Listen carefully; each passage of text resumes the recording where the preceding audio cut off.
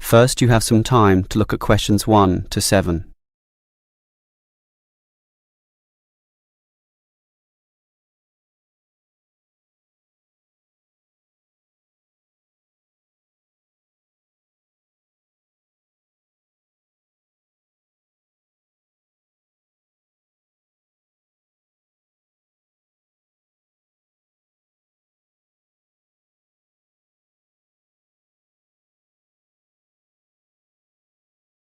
Now we shall begin.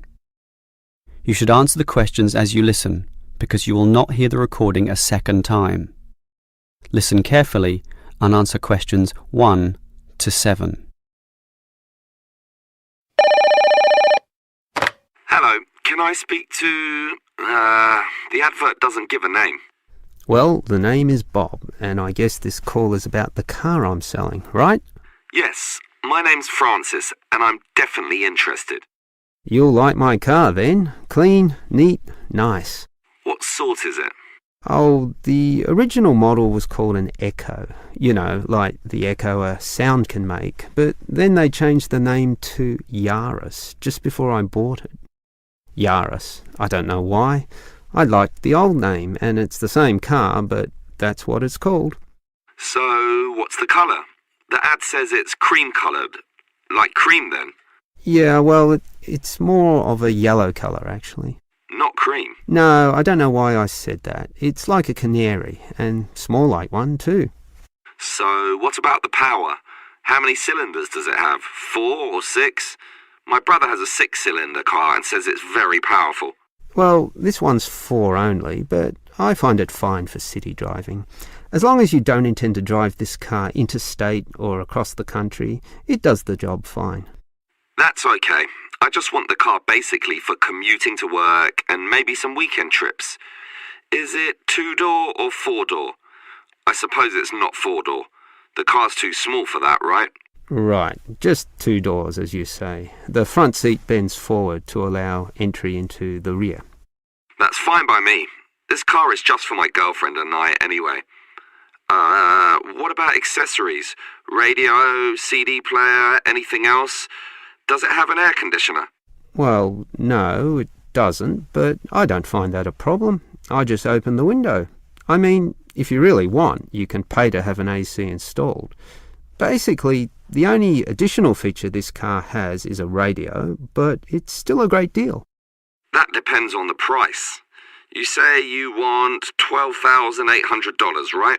Yep, about that. Well, obviously you expect the price to be reduced to an even figure, right? Well, I don't know. $12,000. $12,500, maybe. If you can lower it a bit, I'll come and have a look, okay? Okay. Let's say $12,400, but I won't lower it any more than that. Certainly not to $12,000. Well, if I can get that better price, I may come over this afternoon. But what year is this car? How old is it? My brother's got a 12-year-old car and it's showing problems. Well, my car was brand new only 3 years ago, but it still looks like it's only been 1 year on the road. Okay, that sounds good. Before you hear the rest of the conversation, you have some time to look at questions 8 to 10.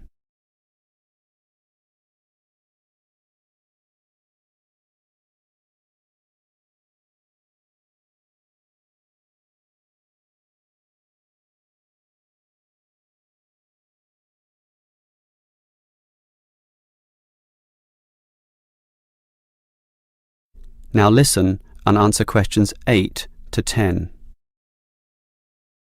Can I just ask a few more general questions about this car you're selling? Sure. Can you just tell me why you think it's such a good deal? Of course, I won't necessarily believe you, but just tell me what you think. You can believe me.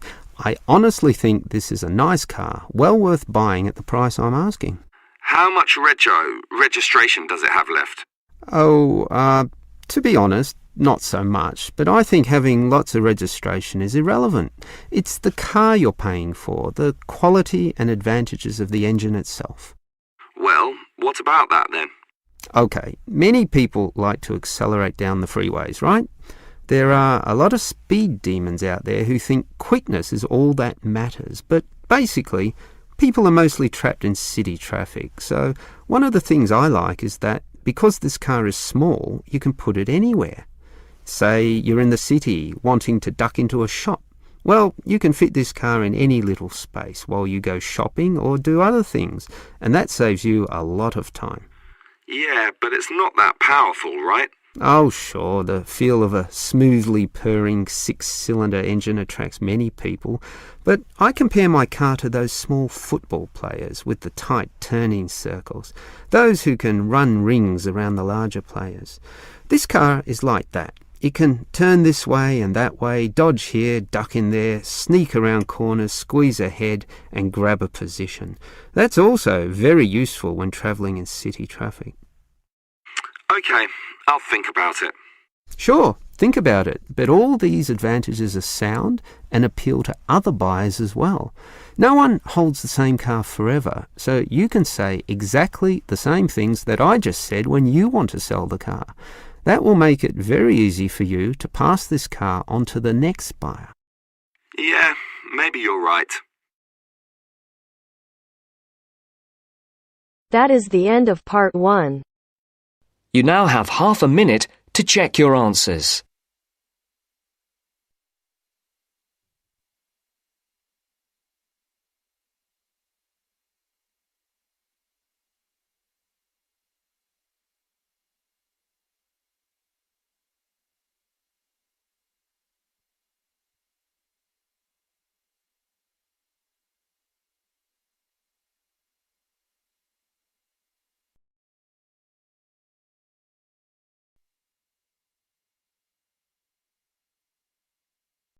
Now turns to part 2.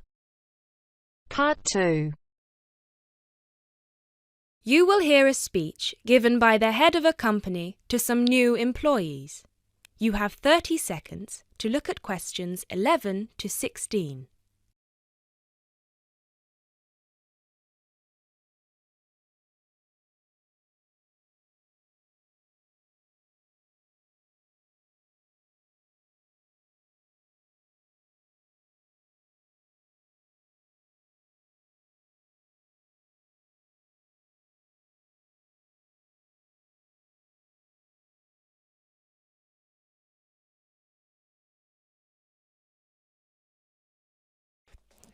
First of all, a warm welcome to Barker's Country Safaris. We're delighted to have you all on board for this season.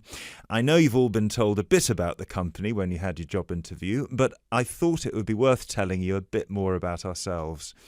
Barker's was set up 10 years ago by myself, John, and my then girlfriend and now wife, Nancy. We started it initially just as a hobby.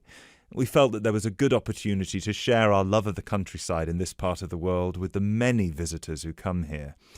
As you know, most people come for the beaches in the summer, but there is so much more to the region, and this is what we wanted to exploit.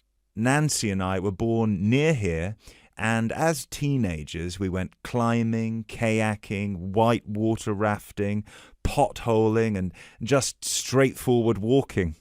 This district is in our blood, and we love it.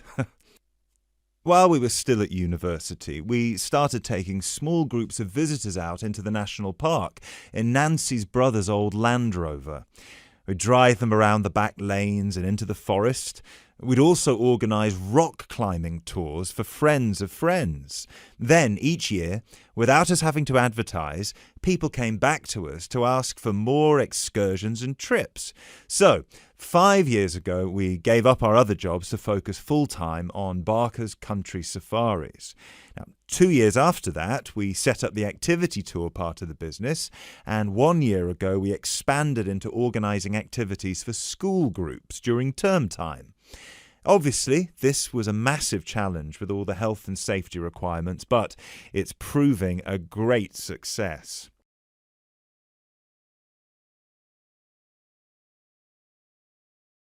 You now have 30 seconds to look at questions 17 to 20.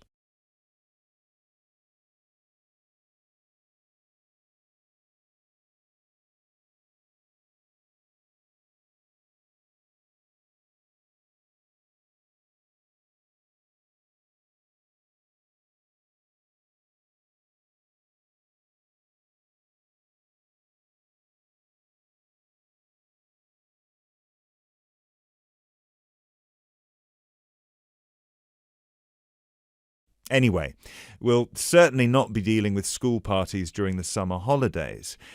Our clients for the next 3 months are mostly family parties or groups of friends, and I'd like to talk a bit now about the tours we offer and what your responsibilities will be. Our most popular excursion is the Woodland Tour and Trail. Now, often this is sold out and we have all of our 10 jeeps in convoy with 8 people in each jeep. It's a lot of fun. These tours really offer a taster of what we can provide. So as both driver and guide, it is important that you do a good job here so they come back for the bigger tours. I will talk about the commission package later. As the summer days are so long, we have 3 tours each day, but you will not be expected to work on more than 2 of them. Morning tours start at 8 a.m. and go to midday.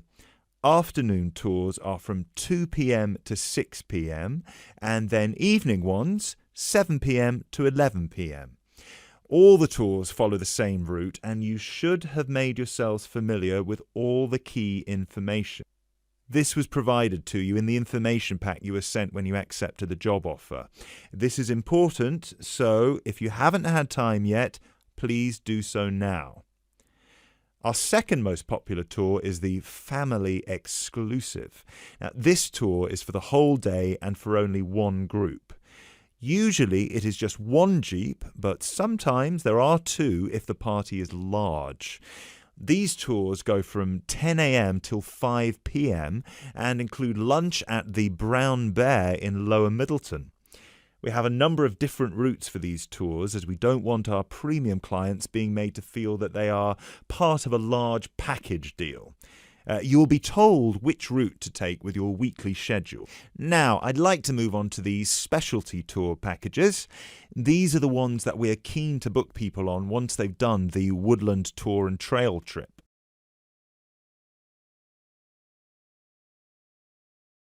That is the end of part 2.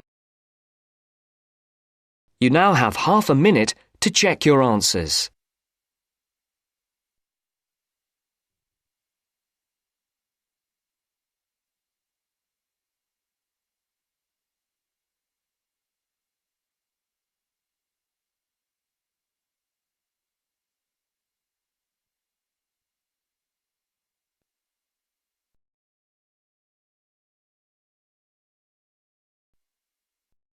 Now turns to part 3. Part 3. You will hear a conversation about tea between an expert and a reporter. You have 30 seconds to look at questions 21 to 24.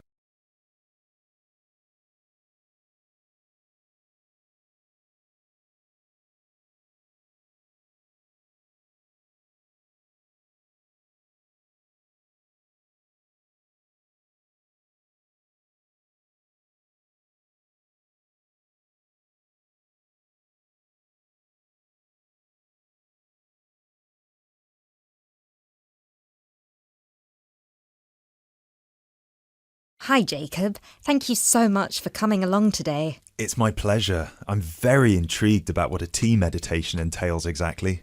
Well, it's very simple, really. I think the first thing you need to keep in mind is that it is mostly about leaving everything that you have been thinking or worrying about today to one side. Really focus on the present moment. Oh, it sounds great. I certainly don't know very much about tea and I'm keen to get started. But before you go into more detail, can I ask you what your favourite kind of tea is? Well, I think the kind of tea we are going to have today is my favourite. It is pu'er tea from Yunnan province in southern China. What makes this tea special? Pu'er is a dark tea. The regions of Yunnan, the north of Vietnam and Laos, have one of the best climates for growing tea in the world. Pu'er is a post-fermented tea. Oh, what is a post-fermented tea exactly? It is a tea that has undergone a period of aging in the open air. They age the tea for days, even years. The exposure to humidity and oxygen help to oxidize the tea leaves and encourage fermentation. This changes the smell of the tea and also removes a lot of bitterness from the taste. It sounds similar to the process of aging wine. The process is different, but the effect of aging on the taste is certainly similar. Does this mean the tea can be quite expensive? Absolutely. It can be very expensive. The tea is usually pressed into balls or cakes and sold. At one time, only tea enthusiasts cared about buying these cakes, but now many people have realised that they are an investment, and so buy them like they would buy gold, because the price goes up a lot over time. Before you hear the rest of the talk, you have some time to look at questions 25 to 30.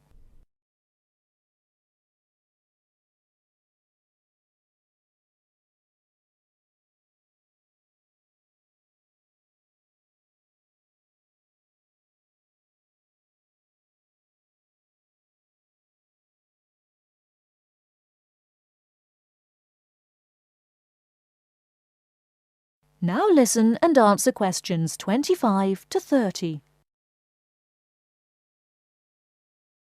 So now I want you to focus on clearing your mind of anything other than this present moment. Let go of any concerns. Okay, one slight problem. I will need to record our conversation, and I will need to take notes for the article. I plan to write about this for my newspaper. Is that okay? Oh yes, of course. Whatever you need. Thank you. I'll try to keep my notes to a minimum. Good. So, where was I? Oh yes, I think very few people really appreciate the complexity and variety of tea that exists in the world. Right. Most people are maybe like me and just use tea bags. Exactly. And with a tea bag, the tea is trapped inside and cannot move around freely. You can really taste the difference drinking a brewed tea that was free to move around through all the water. So, do you ever use tea bags? Never. There are many different kinds of tea: white, yellow, black, green, oolong, matcha, herbal and many others. Each one has its own unique properties. To fully experience what each tea has to offer, you must brew it in the correct way. I also believe in only drinking tea that is picked and sorted by hand, rather than using mechanical processes. Although it takes more time, the tea made by hand is so much better that it leads to an increase in the tea's sales. But in that case, surely if there is more interest in the tea, and with the time-intensive farming process, this means there could be shortages because the demand is higher than the ability to produce it. There were shortages for a while, but then an artificial fermentation process was developed in the 1970s, which helped to speed up the fermentation times. As I mentioned, this process has an aging effect on the taste of pu'er tea that is very similar to the effect on the taste of wine that you get from that fermentation process, though for pu'er tea today, we're talking about that artificial process. How can they do this artificially? The farmers gather the tea leaves into a big pile, then cover it with a large sheet or tarp. They spray water on the tea every now and then, and therefore fermentation happens faster. Usually, the tea is left for 30, 45, 60 or even 90 days still. The farmer will check the tea every few days, and just by the feel of the tea, he knows whether it is ready or if it needs more time. Wow, that sounds like a fascinating process. I never realised that there was such a science behind producing tea. Well, now you are ready for the best part, the tasting of it. That sounds like a very good idea to me. So what I will do now is boil the water, and we can begin our meditation. What does that entail? We need to focus on only two things. The first is your mind and body. Forget everything that you have been worrying about today. Forget about what you have to do later on or what somebody said to you earlier. Focus on your breathing and on how your body feels. If you have aches and pains, acknowledge them. Pinpoint where there is tension in your body and try to release it. Oh, yes, I can really feel tension in my shoulders. Let it go. Close your eyes if that helps. Take deep breaths in and out. Soon we will drink the tea. When you drink it, think about the taste and how it feels on your tongue. Is it easy to swallow the tea, or do you need to gulp it? Can you brew the tea leaves more than once? Oh yes, you can brew some teas more than 10 times. Now we will shift to noble silence, focusing only on ourselves and the tea. Enjoy.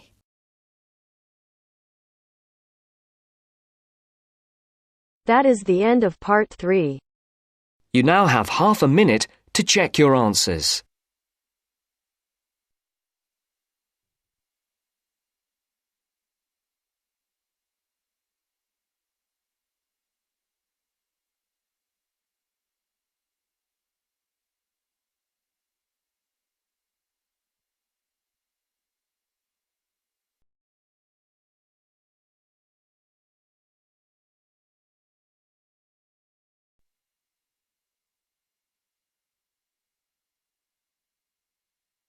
Now turns to part 4. Part 4. You will hear a biology lecture about tubellaria.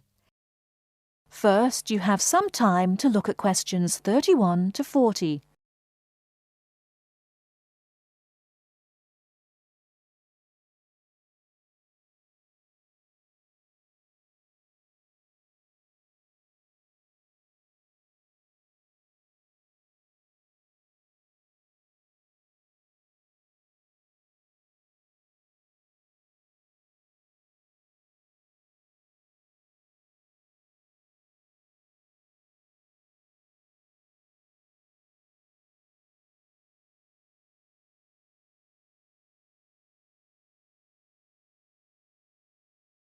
Now, listen carefully and answer questions 31 to 40.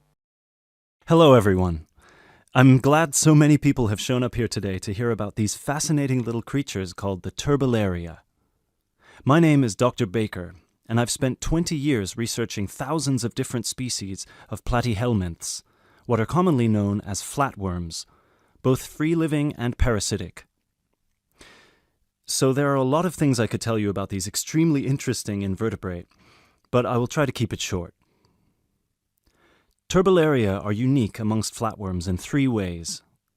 The first one is that, unlike 80% of all platyhelminths, turbellaria do not need to secure nourishment from a living source. This means that they do not generally parasitize a host, but are instead found living freely in the environment. So, no need to worry about any of these little samples I've got here escaping and causing havoc. The second way in which they're different is that they are, well, they're incredibly simple. And by simple, I don't mean in terms of structure, as their structure is indeed quite complex, and I'll get to that later. By simple, I mean that they're not the brightest bulbs in the box. Flatworms in general are not known for their cognitive abilities, especially when compared with other invertebrates such as cuttlefish or octopuses or even insects. But amongst flatworms, turbellaria are by far the most primitive of the bunch. Finally, and this is a direct result of the first thing I mentioned, turbellaria tend to have a much more complicated sensory system in their head region. This includes a set of eyes with receptors that can detect light, as well as chemical sensory organs that assist turbellaria in locating food. Obviously, as other flatworms receive nutrition directly from their host, they have no need for this. Despite these 3 differences, however, turbellaria are quite similar to other flatworms in all sorts of other ways. First of all, as their name suggests, they're incredibly flat, which allows them to hide under stones. They're symmetrical on both sides, and they don't have a body cavity. They also don't have any specialized respiratory, skeletal, and circulatory systems. What they do have, however, and this is what I meant when I referenced their structure before, is 3 layers known as the endoderm, the mesoderm, and the ectoderm, as well as a head region where their brain and sense organs are located, and a spongy connective tissue that fills all the space between their organs. Finally, like most species of flatworms, they're hermaphrodites. This means that a single flatworm has a set of each gender. But don't take this to mean they reproduce alone. Their preferred method of reproduction is called cross-fertilization, which means that each flatworm fertilizes the other. I mentioned before that most flatworms need a host, but Turbellaria feed from the environment. So what do they feed on? Most Turbellaria can be found either in fresh or salt water, and they feed on small insects, microscopic matter, and crustaceans. They will pretty much eat anything they find. They have no preference on whether their food is living or dead. Also, and this is the most remarkable part about their eating habits, if they ever find themselves in a situation where food is scarce, they might also feed on themselves. That's right, they'll start eating their own body, starting with the least essential muscles and organs and working their way up. They will shrink in size until they're able to find food again, at which point they'll begin to regenerate everything they've lost. One final thing about food, and apologies in advance if I disgust you, Turbellaria don't possess an anus, which means that their mouth, which is a muscular opening on the underside of their body, has to serve as one. Before I finish this presentation, one more thing you've probably heard before but weren't sure if it was a myth or not. I mentioned already that Turbellaria can reproduce on their own, but there's a second method they can use, which is known as fission